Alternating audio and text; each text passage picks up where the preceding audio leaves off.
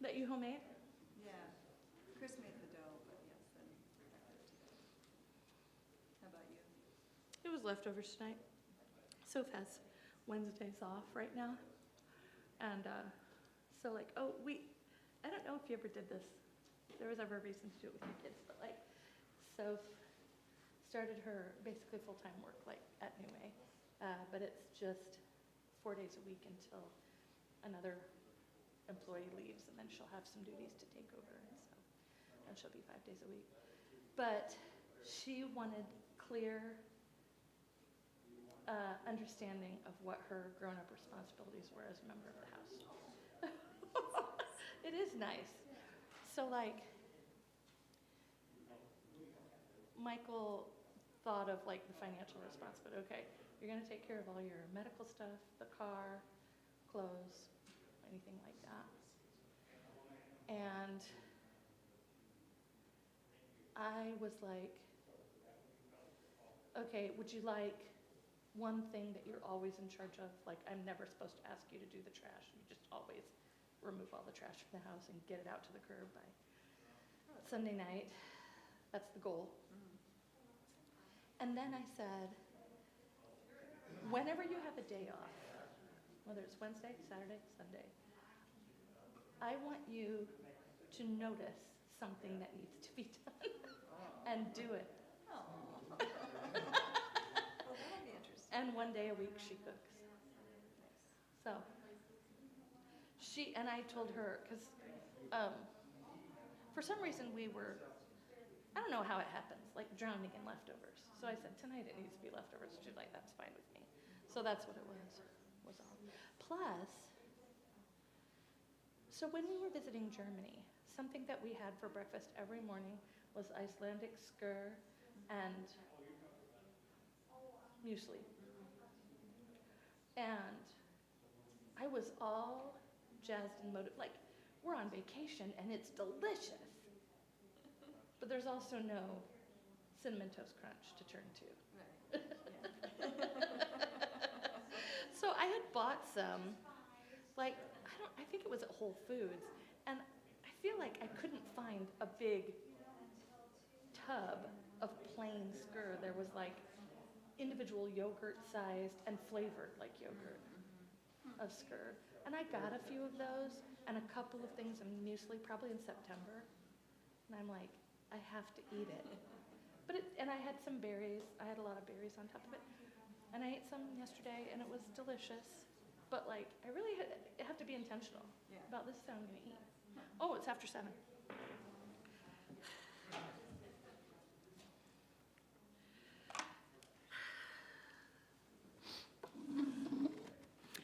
Well, I bet that a lot of you are viewing from home, and we don't blame you a bit on this cold day. So tonight we'll be digging a little bit deeper on how to dig deeper, both on your own and with others, and we'll be looking into Enneagram Nines. So before we get started, I am sorry to tell you there's a correction to make on your bookmarks. Someone pointed out to me that nines were listed on 2 different stances, I believe. So nines belong in the withdrawing stance, so that's 4s, 5s, and 9s. And I think I also put them on the dependent stance, but those should be 1s, 2s, and 6s. So I must have left one of them off. The 1, they're in the dependent stance. Okay. Now that we've taken care of business, let's talk about digging deeper. So some people are asking, well, how do I know how to interact with a family member if I think that they're this number or that number, if I'm not supposed to type them? Or what it might be that you have friends or family members who aren't studying the Enneagram and aren't familiar with it, and they may never type themselves. So how are you supposed to know how to approach? Or it could be that they are studying along with you, and it's just that we're at the beginning of the study, and we don't know what type they are yet. Well, the good news is that typing people against their will or clamming up and saying nothing are not your only 2 choices. I think that there's a way to, I've had some meaningful conversations with others who weren't Enneagram informed that were enjoyable and sort of sparked their interest. So a little bit of guidance from me. Like I don't have any source to cite, but I think these are some things to consider as you talk with others about the Enneagram if they're not studying that. First thing I would advise is to always have the respect to ask them what they think and how they experience the world, and not tell them how you observe them. It's gentler to be interested in them rather than force your opinion and observations onto them. So some prompts that I might suggest to come up with some questions is to maybe consider the centers of intelligence. So you might ask them, do you think your first instinct is to do or to think or to feel? I'm learning in Enneagram that we are pulled toward one of those choices more than the others. And I've also learned that one of them we may never consider doing. So which do you think is your repressed center, is how they put it? Which is the last one you think you'd use? You could ask them about their orientation to time. Do you find that you're thinking mostly about what's coming up in the future, planning for that and looking forward to it? Do you find yourself reflecting on the past? You could also ask them if they like to process on their own, in the quiet of their own minds, or if they prefer and feel more effective processing with other people. And also use your self-stories of your own processing or the stories of other Enneagram-informed people to illustrate what this self-reflection looks like, and to tell the stories to make it personal for them. So you'll hear all my stories on the week that we study fours, but I have a story that I think is interesting. We were having an Enneagram discussion with a group of friends who we all know each other well. And if you know our friend Dean for very long at all, you know that he's always home late for work. And it doesn't matter if his wife has dinner waiting, it doesn't matter if they have plans or he has a meeting to get to, he will be 20 minutes late. And I brought that up with this group and I said, I theorize that this points to Dean being oriented to the present moment, that he just wants to get one more thing done, and his annoyed wife, that's future Dean's problem.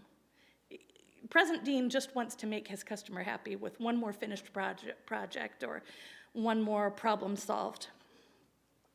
And Dean did some reflecting on it, and he said, I still think I'm future-oriented, even with that story. I still think that I will always sacrifice today for tomorrow's gain. And I had to do some reflecting on that, and I think that story could prove that point, that he's sacrificing today in order, and that means like everything going on time and the wife, being satisfied that he's home when she expects him, in order to provide for his family in the best way possible, or to have a good reputation for his business, or what have you.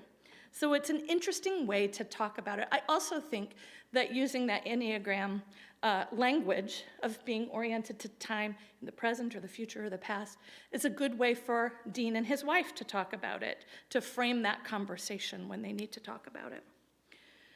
Back to discussing with other people. You should also make it clear and leave room for the fact that sometimes they won't be able to answer your questions right there on the moment. Sometimes it'll be because they need time to reflect. They won't be able to come up with an answer right on the spot. And that could be telling about their Enneagram type 2, because there are people who are thinking repressed. That's their repressed center of intelligence. And they will need time to process, maybe on their own or journaling or with others. And it could also be that they won't come up with authentic answers because they're not used to the practice of self-observation. Also, if you sense in your conversations that they are resistant to the conversation, be prepared to soften your approach or let it drop. It could be that your relationship will take time to prove that you're a safe space, to be that vulnerable and that honest. And it could be that there are people who will just always find that kind of conversation difficult or invasive.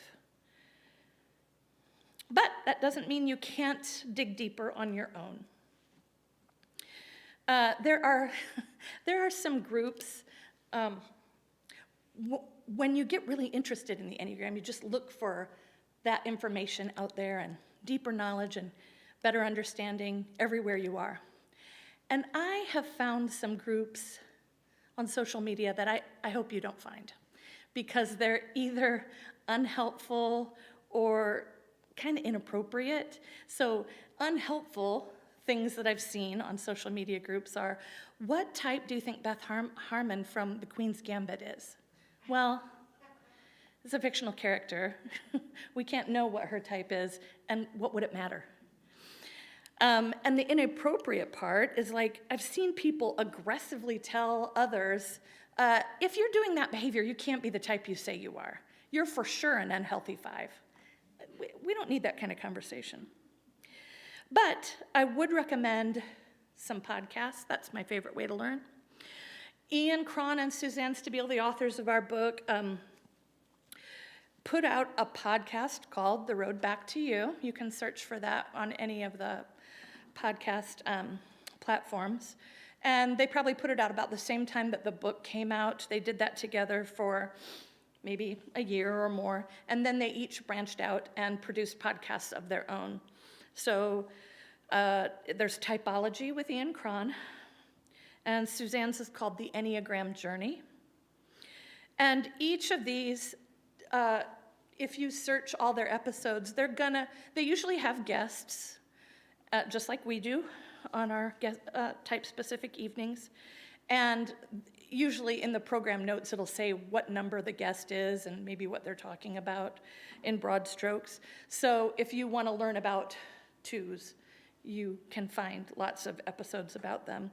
And boy, those 3 podcasts will provide you with hundreds of hours of teaching.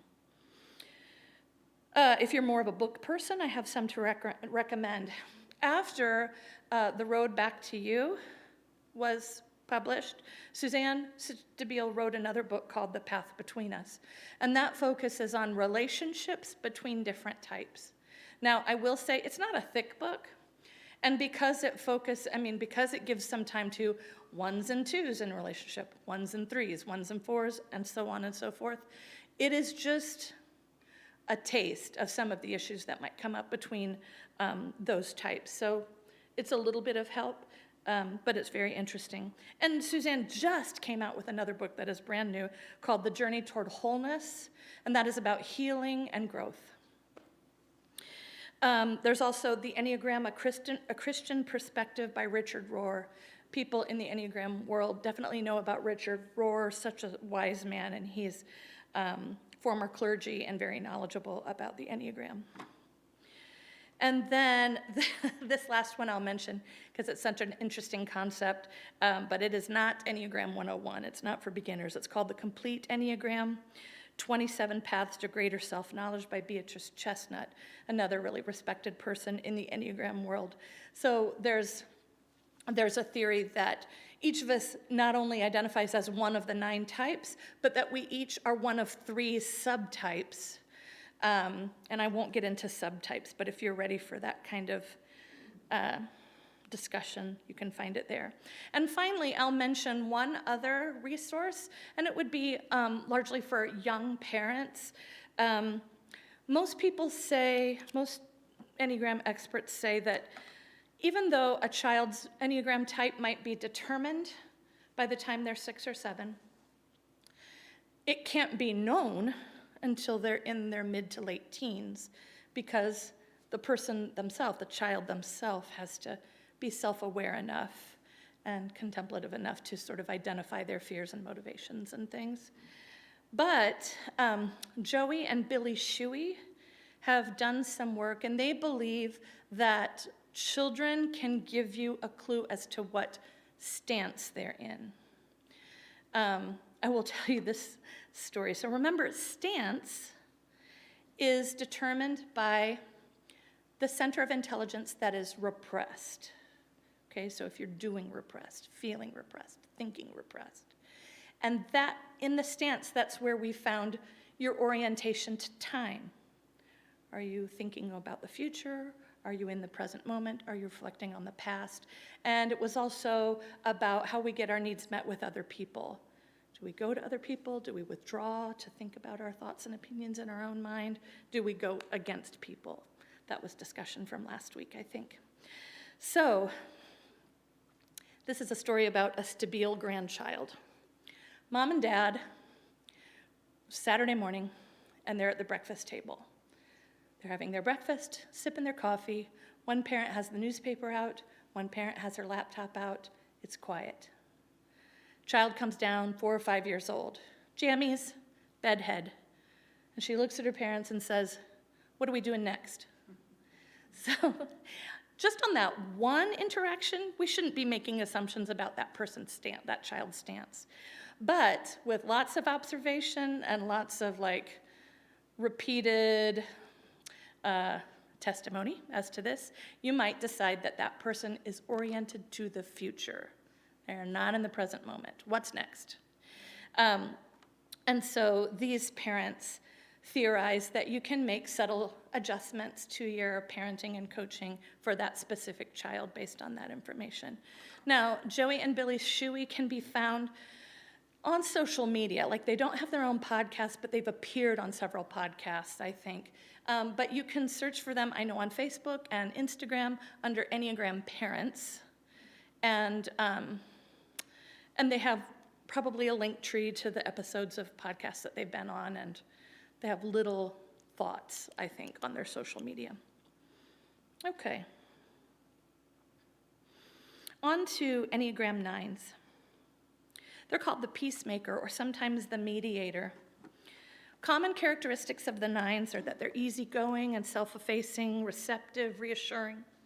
They're very agreeable and complacent, accepting of all, conflict avoidant. I want to make the distinction here between peacemaking and peacekeeping.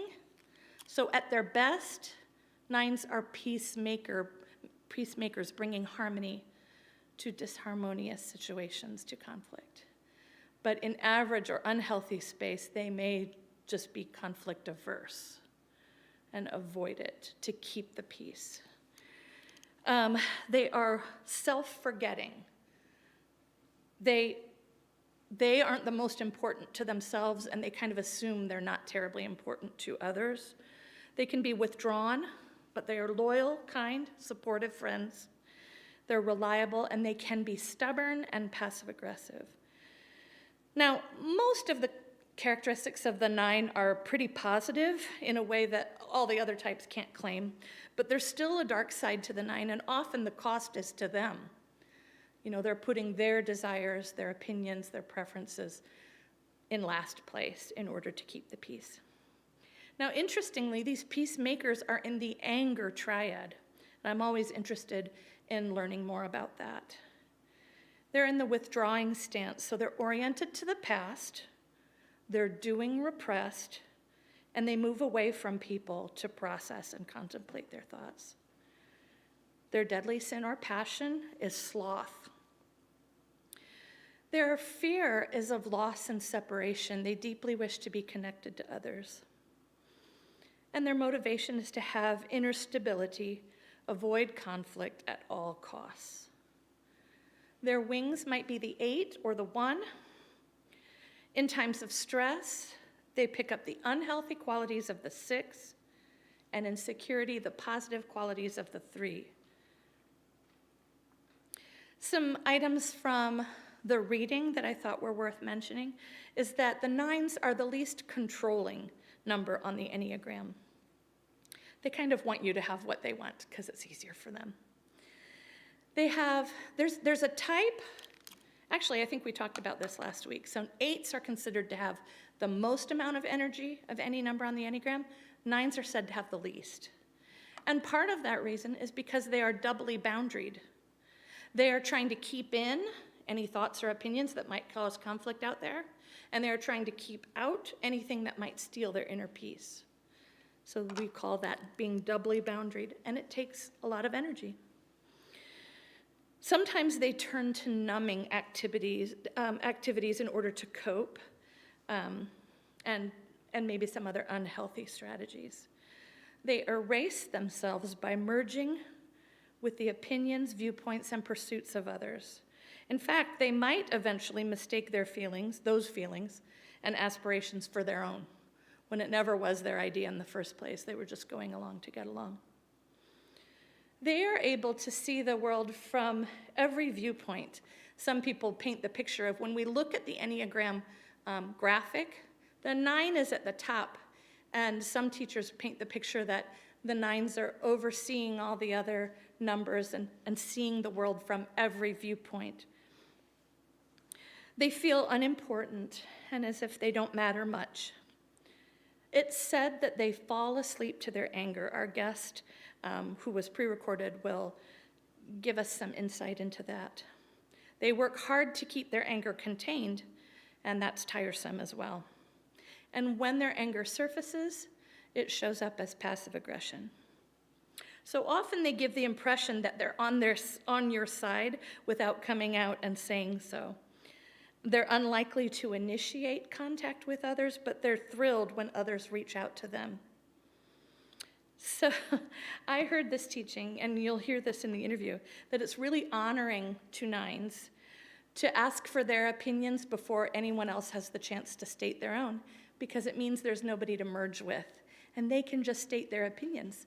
But it was actually J.E. Mize, who we interviewed first a few years ago as a representative of 9s, and he said, I wouldn't like that at all. And I said, why? And he said, because there's nobody to merge with, and that's what I want to do. Feels safer to do it. Okay, so we'll move on to the interview portion. The person representing 9s tonight is my good friend Tanya Wieland, and she'll introduce herself at the beginning of the interview.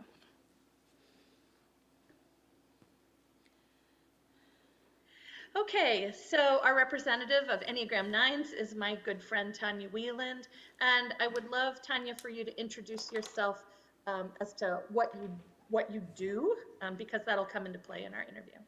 Sure. I am a therapist in private practice in Goshen. I've been in private practice for 8 or 9 years, and I've been in mental health world for 20 years and lived in Goshen for 30 years. So there you go. Thank you. So what led you to the Enneagram, and what process led you to understanding yourself as a 9?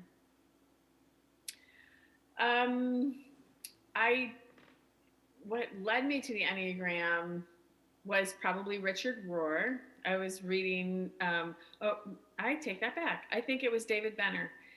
David Benner's books on the gift of knowing yourself. He has a chapter on the Enneagram in there, and I think that maybe was the first time I had heard about it. So I started to explore it, and that was the same time that Ian Cron's book came out.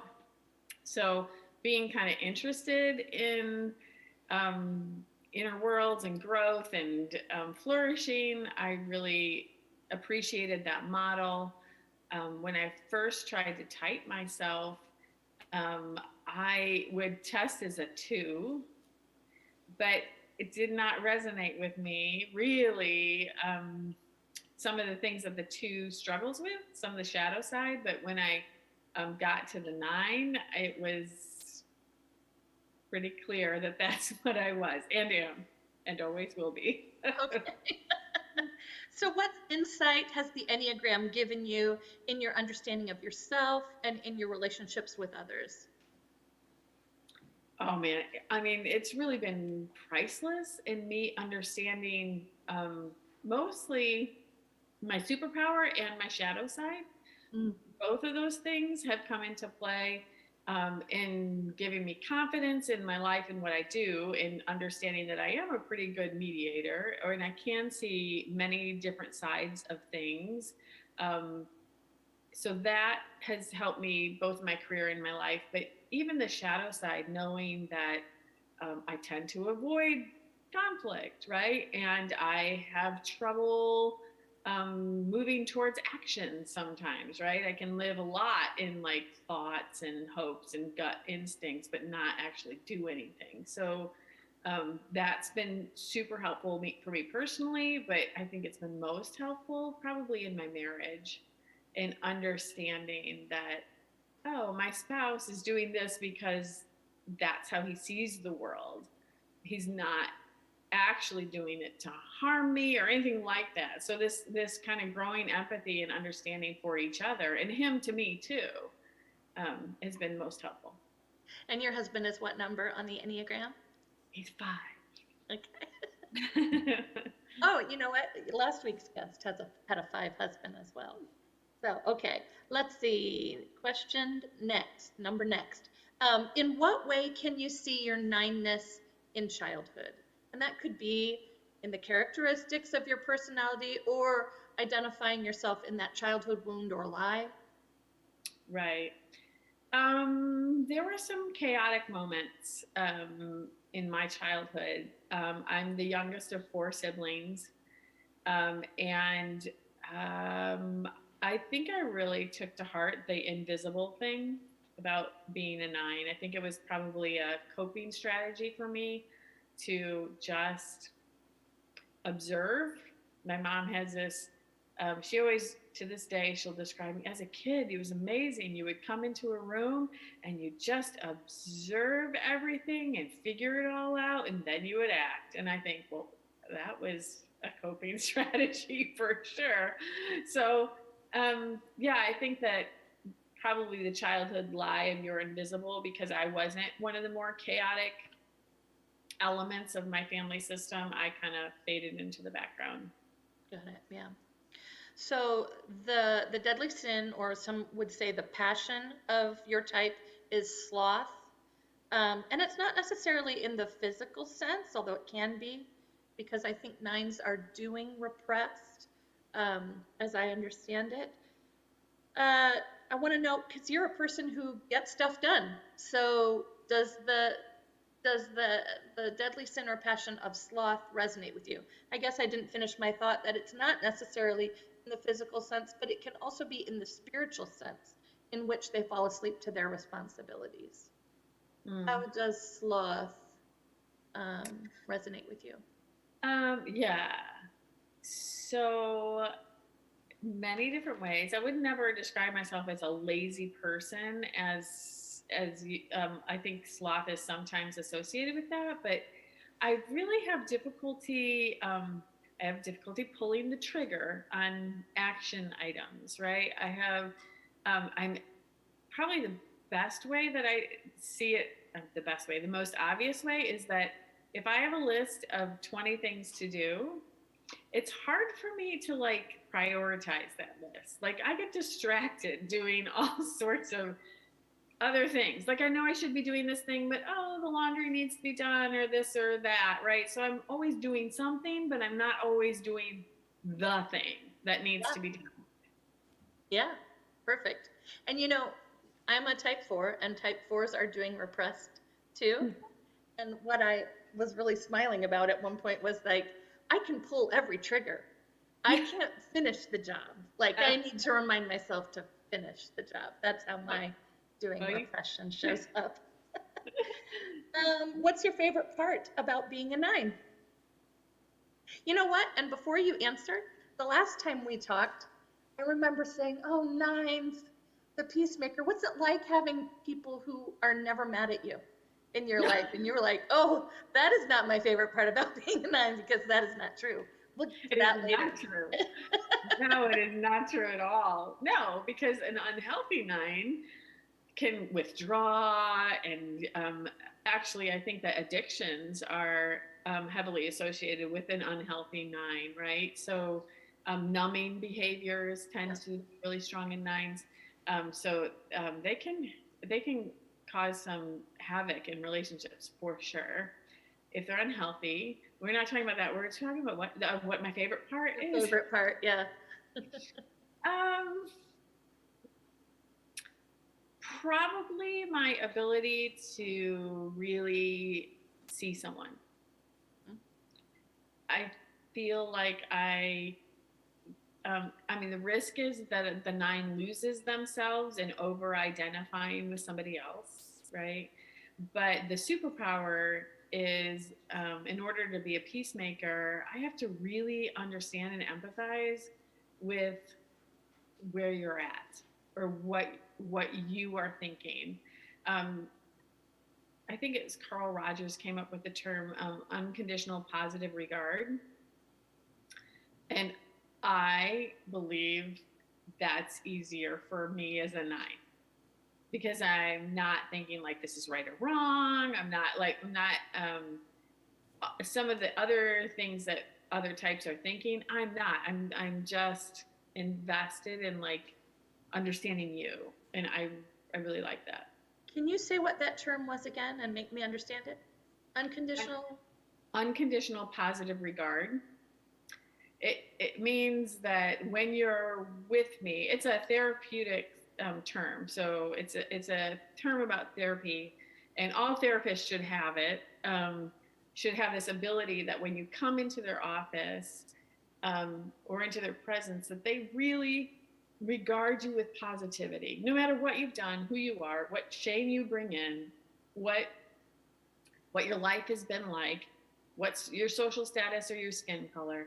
There's this idea that I regard you, I like you, right? And if you think I like you, and I do, I like most people. I mean, it's really kind of hard to get me to a place where I don't like you. In fact, I don't know of anyone that I would say that to. So that unconditional positive regard is the ability to kind of see deeper than the surface, see the whole person.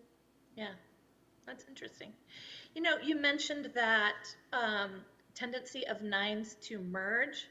So one of the things that Ian Cron and Suzanne Stabile say in The Road Back to You is that maybe one of the kindest things you can do for a 9 is to ask them their opinion first, because then they don't have anyone to merge with. They can just say their opinion and their thought. And one time we interviewed another 9, and he said, I don't see that as kind and loving at all. And I said, why is that? And he said, because then there's no one to merge with. That's what he wants to do. How do you receive that? I really appreciate it, actually. I mean, because I know it's my tendency to lose myself, right? And I know that in health, I am my own person, taking up my own space, making my own choices. That's where I am healthy. I really appreciate it. And my husband's great at doing this. Where do you want to go for dinner? I'm not going to say until you say, right? or he'll give me 2 choices, here. I really appreciate it because it kind of allows me to remember who I am. I am not just, do you remember Star Trek? Do you remember I never ever watched it, but yeah, I know what you're talking about. I have to admit that I did. There's this one episode where they go to this planet and they meet these metamorphs, is what they're called. Okay. And metamorphs in their population are people who merge with other people, right? They just become what you want them to become, right? Yeah. And I used to joke, like, oh my gosh, that's me, right? Like I could totally, that was more earlier before I knew the Enneagram. And then when I understood that merging technique, that what 9s do, I thought, oh, that's a metamorph, but I am more than a metamorph, right? I'm more than somebody who's just merging with somebody else. So when I get that option to have to think about what I want, it's really helpful. That's great. Now, as a peacemaker, what is your conflict style? Because conflict is inevitable, even if you're a peacemaker. Oh, for sure. Yeah. Well, it used to be that I would avoid it like the plague. It used to be that I would run from it or just inch up on it, right? And not like take the temperature of somebody that I need to have a conflict with and run away. I don't do that as much anymore. Although I will still say that I could withdraw, but I'm not for as long as what I used to. My conflict style would probably be to knock a little bit. And then if I ran into somebody's angry part, I might run the other direction, but not so much anymore. Now I can kind of stay centered. Not always. You should ask my husband that. How do you wish others would approach conflict with you? Gently. Yeah. Gently. Yeah. So it doesn't work real well with me to come at me in an angry part of yourself, right? Like that scares the little girl in me, right? She wants to run the other direction. Sometimes I can redirect her and stay present with you. Yeah. But if you're angry at me or have conflict with me, it's best to knock gently and say, hey, this happened and it hurt my feelings or whatever. Can we work through this together in a more collaborative way than to bowl me over with anger, which I know is, I mean, we can't always help that, but that's probably how I would prefer. That is what you asked, right? Yeah. Yeah. Okay. I think that, I mean, the sensitive part of me says, don't we all want that? Who would want something different? But we know that there's people who would want something different. Do Oh, you yeah. do you want to handle do you have a preference whether the conflict is handled immediately or with some time, distance, some time to reflect? I think it just depends on what the conflict is. Yeah, It depends on how serious it is, what it is. Yeah. right. Well, what do you wish others knew about being a 9? Mm,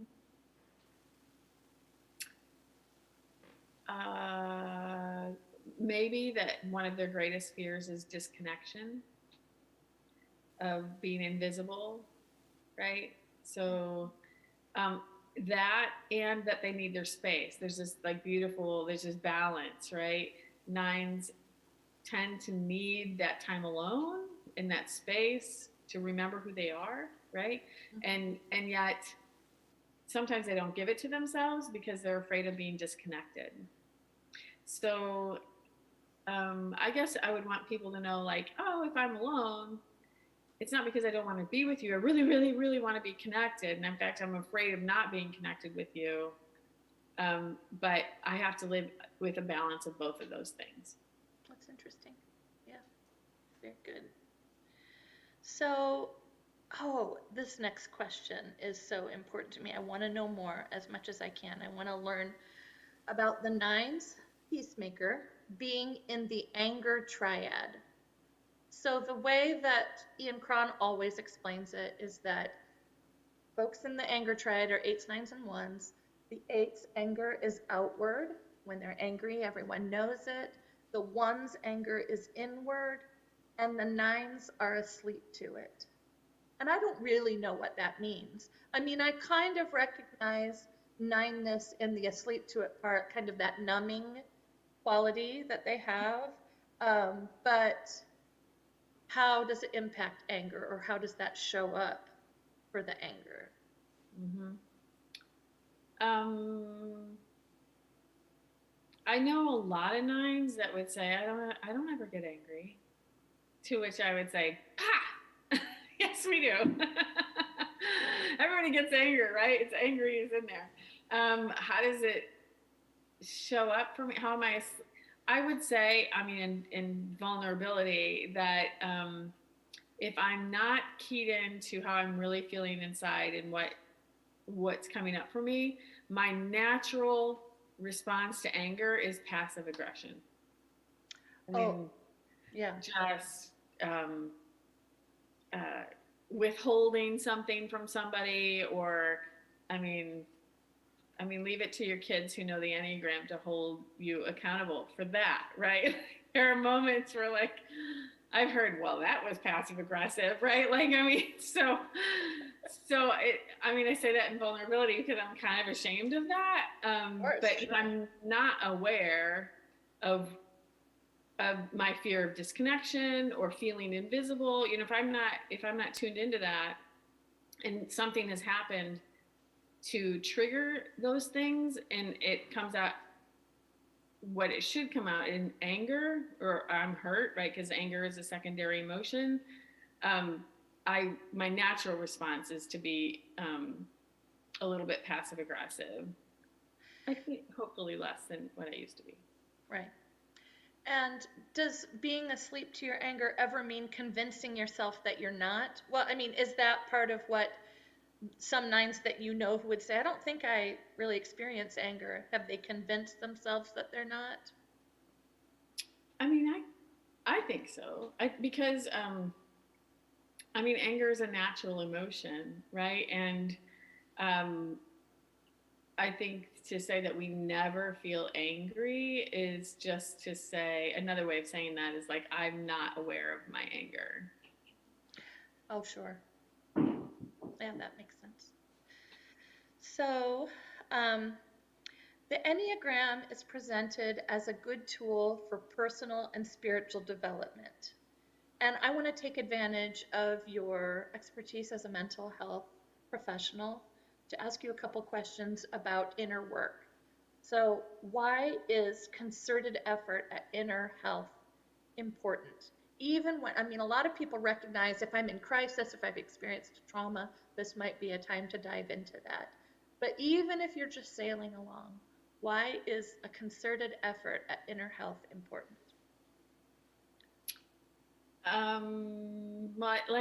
There's that famous quote. I think it's from Socrates. I think it's Socrates that said, "An unexamined life is not worth living." And I think it speaks to the journey that we are on. Even, I mean, humans in general, but Christians especially. This journey of transformation, right? Of creating a better world, right? Creating a better me. All of those things require some self reflection.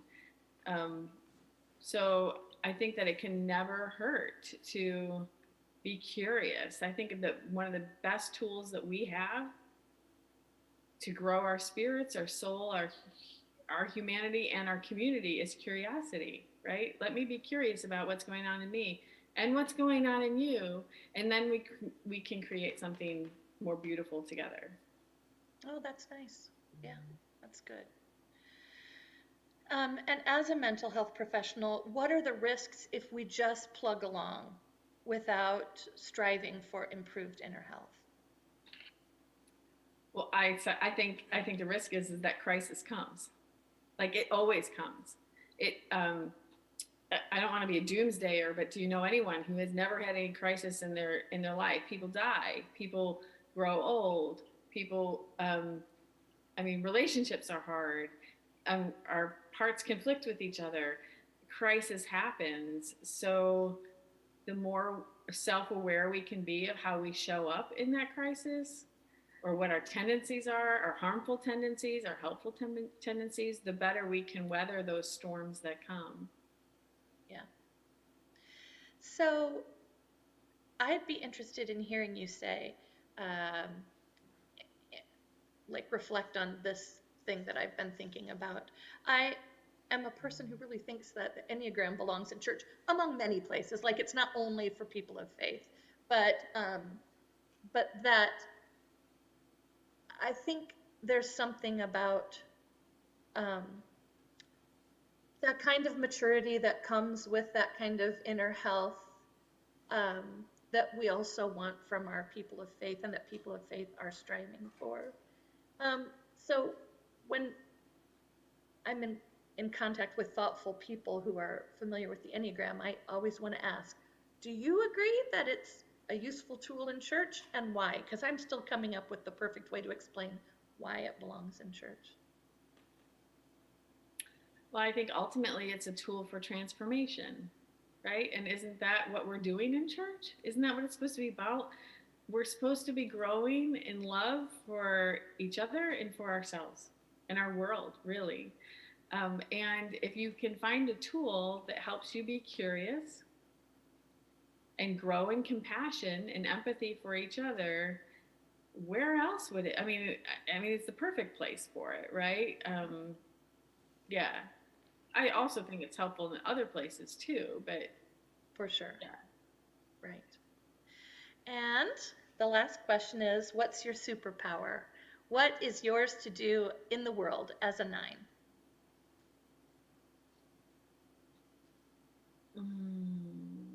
I think that my superpower is probably empathizing with other people.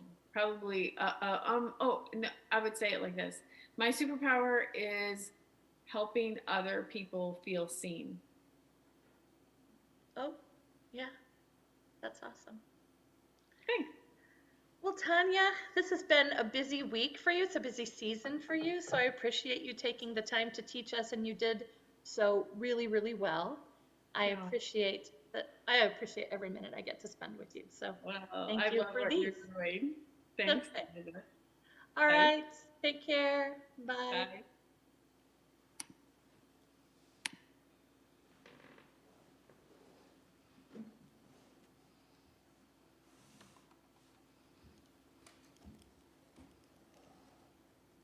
That was great, thank you.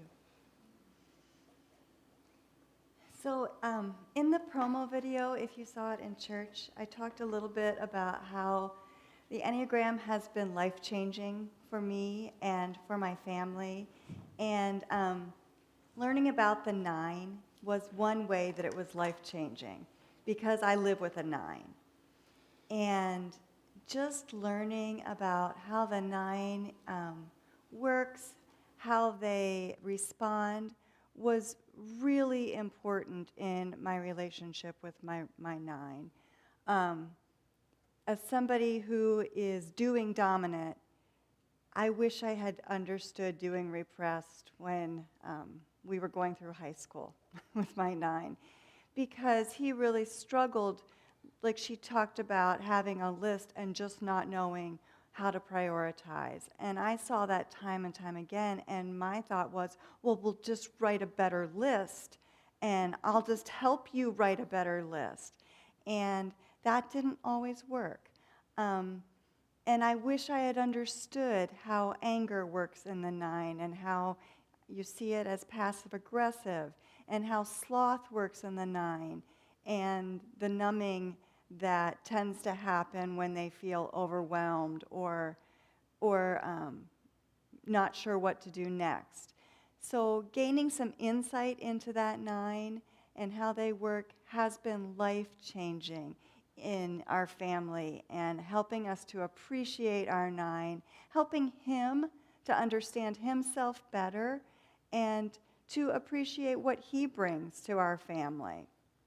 So that understanding that has really changed our family dynamics, and I think helped him understand who he was better too. 9s are great to have as friends. They're friendly, they're accepting, easygoing, and they often do what you want.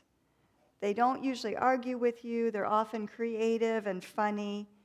They can be so easygoing and so laid back that they're easy to overlook. In fact, that's their greatest fear, that maybe I don't matter.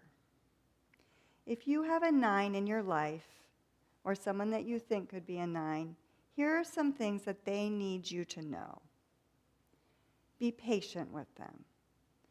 9s are always so patient with everyone else and so willing to go with the flow that they don't always recognize what is theirs to do. So there may be a situation where it's their job to step in and help, and they might not recognize that. Or if they do recognize it, but it feels hard to them, they may respond by not dealing with it, by just hoping it will resolve itself. 9s want to avoid conflict. So you may have to recognize the need for a difficult conversation. You may have to recognize that need for a difficult conversation and give them the freedom and permission to have it. But recognize that 9s want to be involved in social activities and in deepening relationships, even though they need time to themselves and they have the lowest amount of energy of the rest of the Enneagram. They still want to be involved.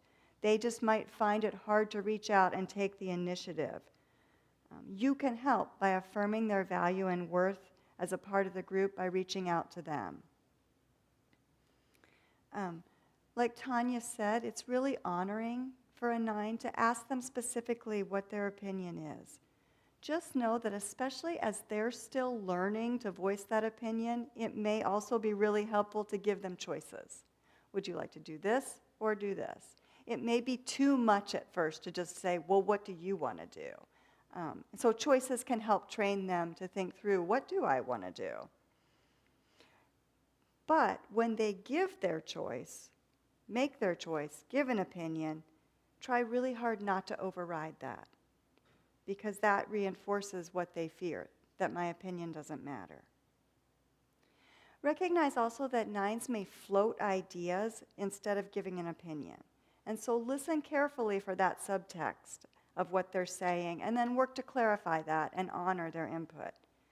And affirm their assertiveness when they show it. Understand the 9's energy. They can move at a slower pace than some of the other numbers, and they often need space and downtime. But don't call your 9 lazy. Understand that life can feel draining to them, and they may be conserving energy in ways that you don't necessarily understand. But it doesn't mean that it's not real or that it's not needed. And then remember, like Tanya talked about, that they are in that anger triad. So even if they aren't in touch with that anger, you may see it come out as passive aggressiveness, especially as they're developing and learning more about how to handle it. So you may see passive aggressive expressions of anger. Your 9 may look lazy because when they look at all they have to do, they're just unsure about what's most important.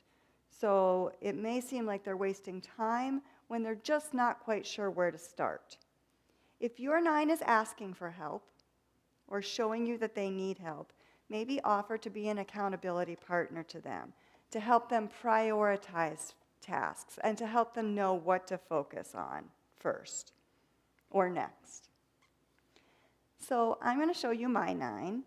He was gracious enough to make a little video for us, and he's at a different point in his brain development and maturity than Tanya, so I think it might be interesting just to see the differences. Hello, my name is Evan Judson, and I am classified by the United States government as a Type 9 Enneagram.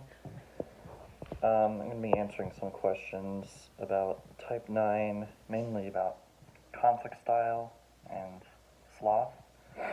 So one of the classic sins or passions of Type 9 is sloth, and I feel like this resonates pretty well with me. Like, I'm not necessarily trying to set out to be lazy, but sometimes when I feel like I have a lot on my plate, knowing that I'll have to finish one thing and then go, something else will still be there, kind of just like shuts my mind down and kind of just prevents me from even starting anything. And I feel like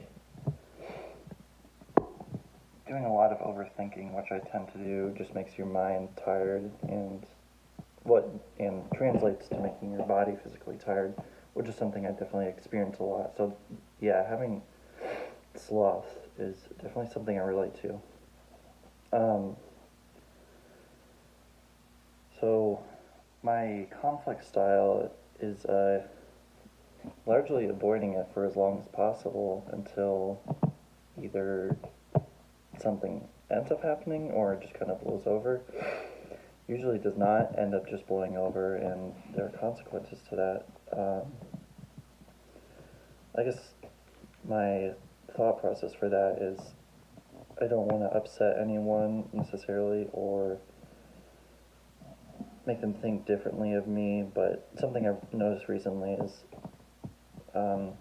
it's just much easier to communicate up front with people, and that's how I'm trying to transition into dealing with conflict instead of just ignoring it.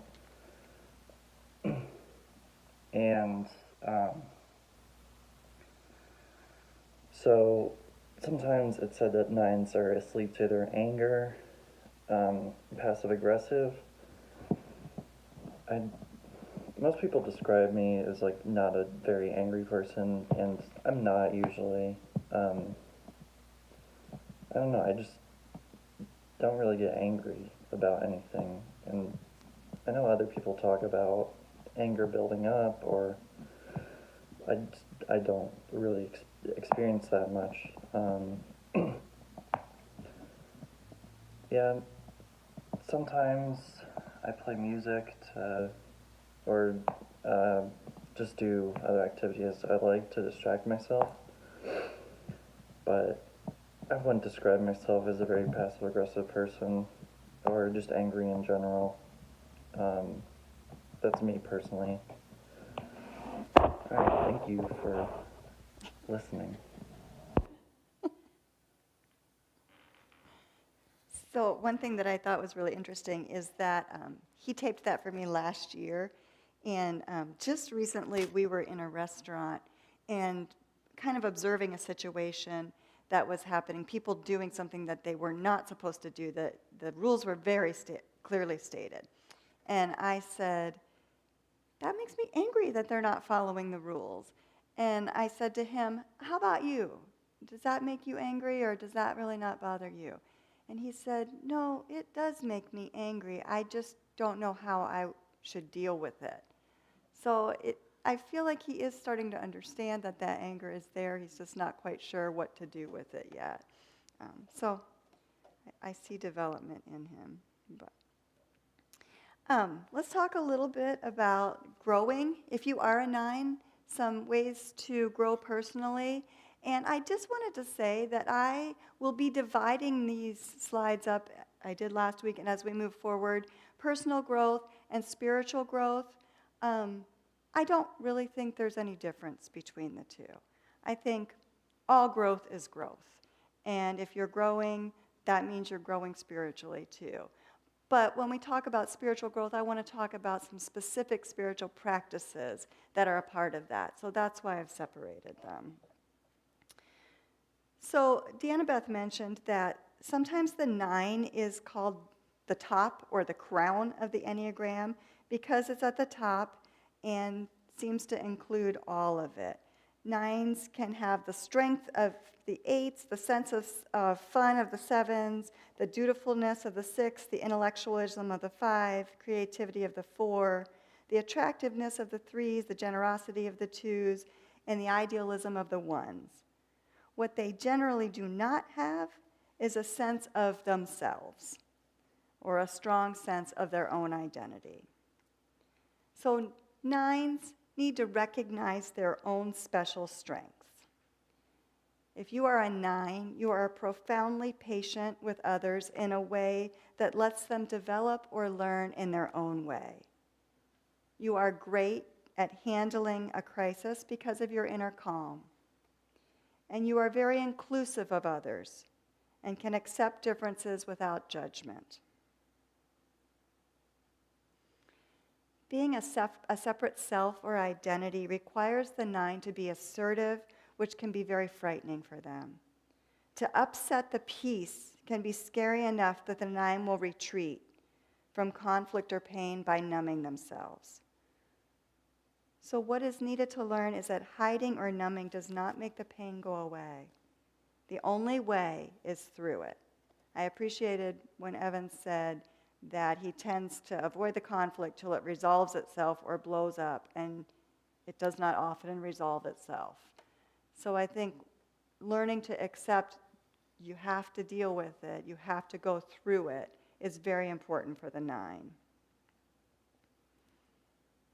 Some possible areas of growth for the 9: don't discount yourself or your abilities. If there's anything the world needs now, it's your calm.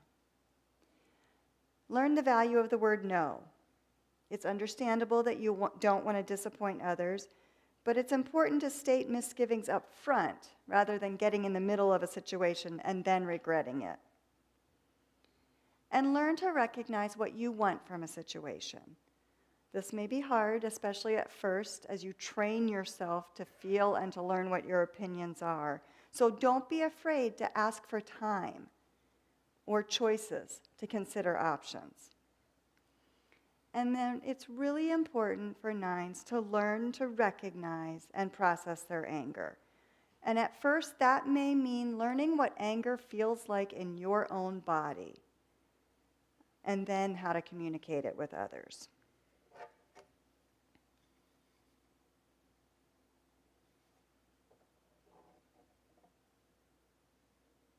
Oops, sorry, I'm going the wrong way.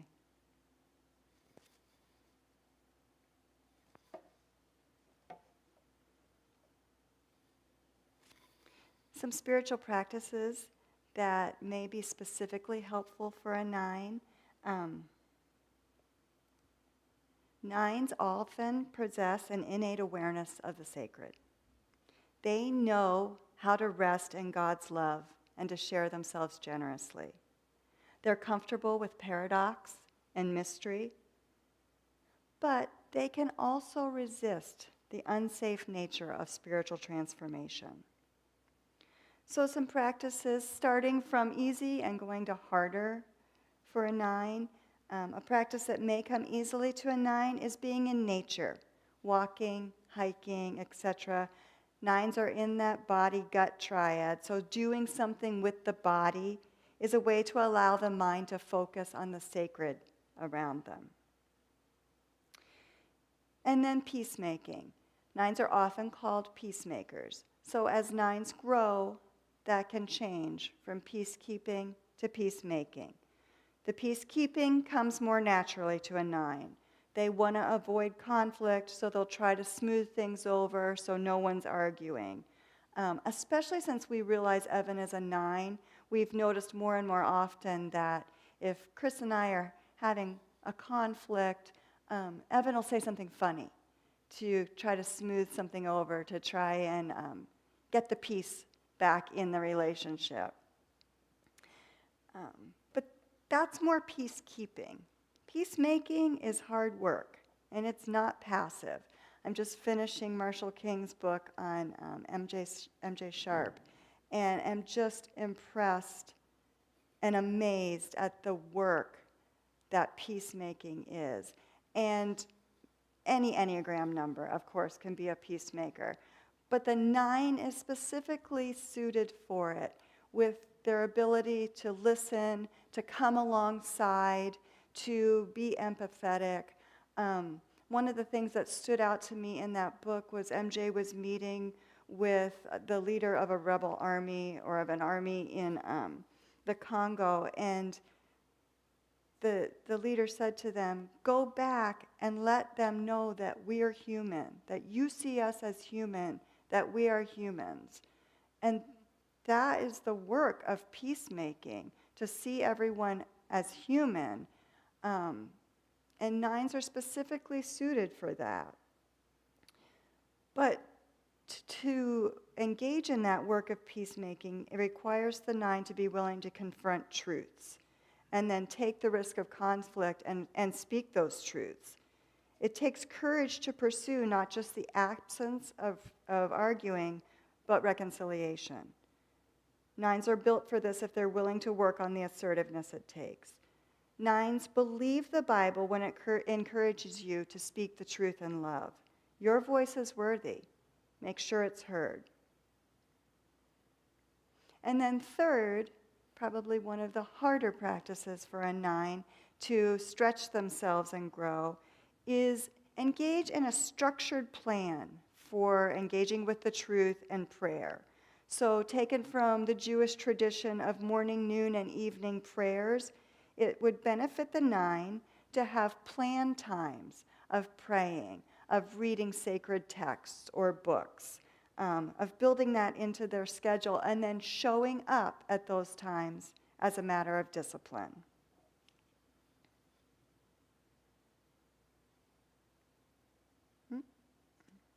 Sorry, I'm holding this backwards. There we go. So, 9s. You reflect God's peaceful, comforting, reassuring presence. You are essential in this world of conflict and pain. Because you are the mediator, you have the ability to see all sides of an issue.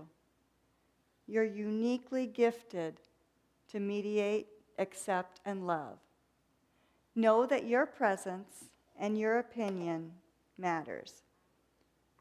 To nines, I would say, wake up and say yes to the adventure of your own life.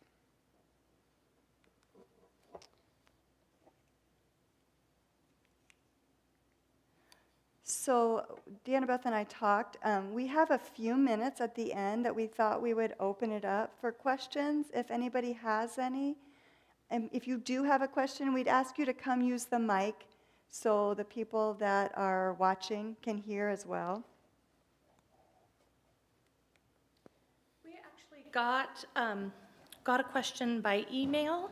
I'll encourage you to process and think if you have some questions to offer, but while you do so, we'll process together about a question that we got through email. And those of you who are viewing from home, of course, you can always email both Lori and I, and so we can give some thought and try to answer as best we can. We got a great question this week about stances. Depending on what teacher you have done your studying under, you may never have heard of stances. Up to this point, I've mostly been talking about stances as a way to self-identify, to find your place on the 9 types, because stances and triads both can help you narrow down your choices if you find yourself really identifying with one. Remember that stances are determined by your repressed center of intelligence. So that's thinking, feeling, doing. And then using it for a tool for your growth and healing, I will tell this story. Suzanne once got a question on one of her podcasts about, the Enneagram is so rich and complex. What order should I tackle it in? And she said, well, first you should figure out what your number is. So start with the road back to you, because that helps you identify what your number is. And then she said you should read The Path Between Us, because that focuses on relationship style between various types. And she might have had, I feel like she had a third point, which I don't remember, but she ended the conversation by saying, and then spend the rest of your life trying to bring up your repressed center. That resonated with me. I'm doing repressed, and I can imagine that it will take me the rest of my life to remind myself to finish projects that I start, or to do the mundane. I mean, you'll learn on 4-week that I have a lot of energy to put behind projects that I find interesting. So in my home, I would gladly cook for field hands 3 meals a day if I never have to clean up the kitchen. You just always have to clean up the kitchen, and I hate that. I never want to do it again. But I'll cook. That's creative. There's something in that meets a need for me. But the mundane tasks don't give me any life. How do you think about your repressed center and how you'll spend the rest of your life with it? So I am thinking repressed, and that can feel a little insulting because I feel like I know how to think. But I think one of the things that the Enneagram has shown me is that especially when I'm thinking by myself, like when I'm not processing with someone else, my thinking can just go in circles and not be really productive. So I can just think the same thing over and over. I can be angry about something and just spin my wheels. And if I process with someone else, I'm much more likely to be able to move forward in my thinking. Is it okay for me to sit too if I move the microphone? Okay. The other things that the stance tells you about yourself is your orientation to time, for one thing. And I often hear Enneagram teachers talk about the future-oriented people and the past-oriented people needing to be reminded to be in the moment, because that's where you are, and we want to be effective where we are. But I was processing with Lori beforehand, and I thought, because Lori is oriented to the present moment. She's in that stance. And I said, I think you don't have to do anything about it. I think the teachers like where you're at, but you had something to say about that. Well, I don't remember exactly what I had to say about that. But I do think that, like, sometimes it's hard for me to think into the future. If at work somebody says, hey, we need to be thinking about this, I'm like, not yet. I am doing this first. It's hard for me to move past what needs to be done right now, and even if it's to dream or to brainstorm or to think about the next step. It's hard for me to project sometimes. I have to push myself to do that. Right. And the third element of stance is how you get your needs met in relation to people. So I'm in the withdrawing stance, and I think it's helpful to just know that others can sometimes feel shut off from me if I get quiet and get contemplative for too long, because then I'm not engaging with my people around me. And Lori? And I move towards people. I'm in a dependent stance. And I think the way I see that most, again, is the way I process. So for me to move forward and to not be stuck in my thinking, I need to process with someone else. And I think I've told Deanna Beth that my co-teacher and I process a lot together. And I feel like sometimes we process some of the same things again. I think it just makes us feel safe to be able to just go through this again and think, oh yeah, we still think the same way about this, or we still think this was funny. It just helps me to process when I move toward people. And you did mention beforehand that because you're doing dominant, that knowing that you do your best thinking in tandem with someone reminds you that maybe you shouldn't act right away, but you should allow time to. Yes, because my first impulse is always, I need to do something about this. Yeah. And sometimes it would be better to wait and think it through, and if that means thinking it through with someone else, that's usually better. And then the third stance is aggressive, and while withdrawing moves away from people, compliant moves toward people, aggressive moves against people or stands alone. I can imagine that it's helpful for those folks to know that they might need to soften their approach, to offer him, so Lori's married to someone in the aggressive stance.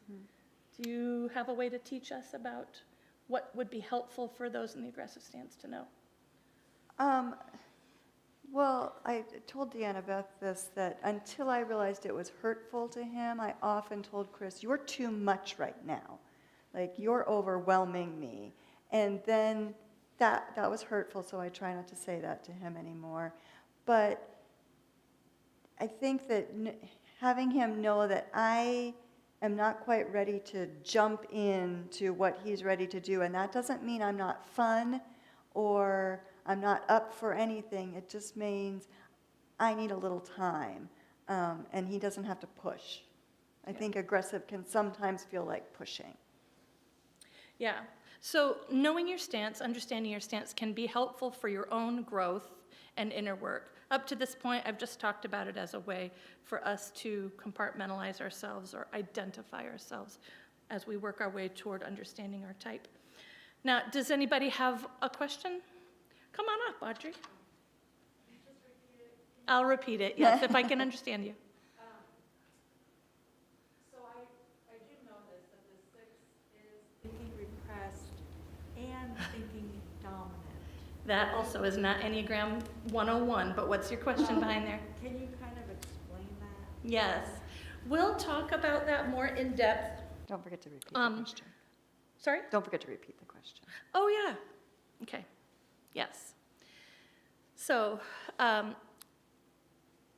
there's something in Enneagram called the inner triangle, and it's the 3, 6, and 9. Okay, 3, 6, and 9. There's some interesting things about them. And the one that Audrey asked about is that 3s, 6s, and 9s are said to be dominant and repressed in the same center of intelligence. Mind blown. That's crazy. That's crazy. It's hard to understand. I want to understand more about it every time. So Kristen Kaufman will be our guest for the sixes, and she's been taught about that topic a slightly different way that could be helpful. I'll tell you what I've heard. I'll parrot back to you what I've heard. So sixes would be dominant and repressed in thinking. So I've been told that they're all the time thinking, thinking, but it's not productive thinking, as Lori has said. And one way that that shows up for sixes is that they're worst case scenario planning. They're planning for 20 worst case scenarios, 19 of which will never happen. So that was a waste of time. And that was a waste of thinking, right? So that's one way to describe the sixes in that regard. The threes are dominant and repressed in feeling. And what I've heard is that threes walk into any room or situation and they're taking the temperature of the feelings and the values and the passions of the group so that they can impress you with what they have to offer in that area. So they are thinking about feelings. The feelings are important to them. They're assessing feelings, but they sort of confuse them for their own. They're not so in touch with their own feelings. So that's a way we might describe the threes being dominant and repressed in feeling. And nines are dominant and repressed in doing. Tanya described it well. She can be given a list of things to do, and she is unable to determine which one needs to be done. So she just starts at the top of the list, and she could just start anywhere on the list. She's, let's do something. I was our son Brooks is maybe a 9. I mean, he's not looking into it himself, but when I ask questions of the family regarding Enneagram, he manfully tries to answer, but he's not thinking about it when I'm not around. But he's maybe a 9. And I was reading this description of the 9 about how they're unable to prioritize, or they're doing all the time doing, and sometimes it's what needs to be done. And he said, you want to know the only times the bathroom in my freshman year suite got cleaned? It was when I had really unpleasant homework to do. So he was doing in a way to avoid what needed to be done. That, I hope, was helpful. All right, any other questions can be emailed to us, and there will probably be other weeks where we have a few minutes at the end. Thank you. Next week, we'll read and discuss ones. Yay. And that's Lori. All right, take care.